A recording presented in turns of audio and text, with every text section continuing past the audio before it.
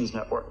And that's the kind of choice governments like China, India, some of these other countries are going to face. They will either have to shut down the telecommunications network and make it illegal for you to own a cell phone, or they will have to basically give up the kind of monetary sovereignty they've had and the enormous power that they've been able to wield as a result of this kind of sovereignty over the last many, many years. And I think this process is already full-fledged. The dollarization worldwide is going to be accelerated enormously by the technology. Now, the second theme is a little bit more speculative, and that is that getting rid of money altogether, going from digital dollars, from any kind of government-backed currency to purely private currencies. And what a private currency, or what private money, I think, fundamentally means is that there is no medium of exchange. You exchange value for value rather than exchanging value for something the government says has value for value.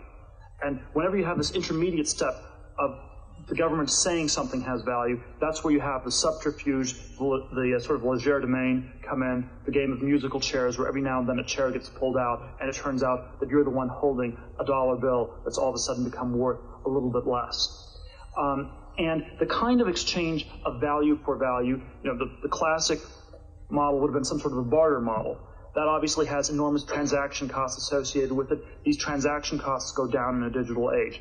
And the kind of model that I think is the most likely to take place is one where you have other kinds of financial instruments that are very, very liquid. The one I would cite in the UML disagreement, it's a disagreement on emphasis, is I don't think the big fights on this are going to be fought in Washington, D.C.